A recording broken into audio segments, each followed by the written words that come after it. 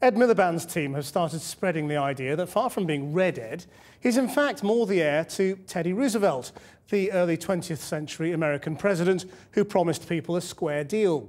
Ed Miliband is promising to be a consumer champion as Prime Minister, and today promised that consumer groups would be given a new role under a Labour government to help fix what he called broken markets. As Porrick O'Brien reports, he wants to start in the local pub. Last week, Ed Miliband visited this microbrewery in East London. We learnt a few things about him. For one thing, he's not a big real ale man. It's great. Really nice. We also learnt that along with banking and energy, he sees the pub industry as a broken market. We went back there today to find out why. Turns out the brewery owner also runs a number of pubs, some of them leased from giant pub companies. We've got a slightly ludicrous situation that we brew our own beer, but we can't sell our own beer in our own pubs. Why not? Basically, because as a publican, with my publican's hat on, I'm forced to buy the beer from the pub company, because you can't buy it on the open market.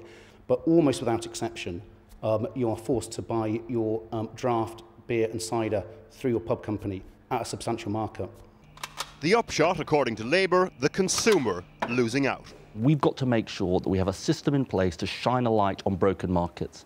So the next Labour government will have an annual competition audit, not just done by the regulatory body, but alongside them will be Which, the Citizens Advice Bureau, providing the information, setting the agenda for the future, setting the agenda for how we can ensure competition to benefit consumers and businesses. Detail on exactly how consumer champions like Which would work with regulators was sparse. In fact, Which told us today they had been told about this idea just yesterday.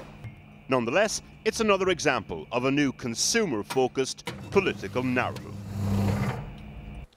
This is spit and sawdust politics, the latest salvo in the reframing of the discourse around the consumer, around the cost of living crisis. This is Ed Miliband coming over all Esther Rantzen, or, if you prefer, all Teddy Roosevelt. Miliband is a fan of Roosevelt's notion of a square deal for Americans, tough state regulation breaking up corporate vested interests in favour of the little man. Comparisons between the two men, though, confined to policy. Roosevelt was, of course, a Republican, and as far as we know, Miliband has never gone tiger hunting. There's evidence, though, that his message is resonating with the electorate and that the government may be taking notice. He's very clever to tap into this sentiment that people are still working but they don't feel like they're earning anymore, and they can see their energy bills rising. They feel angry about banks. So Ed Miliband is picking his targets quite well, and that forces the government into a position where they have to be seen to be defending these to some extent.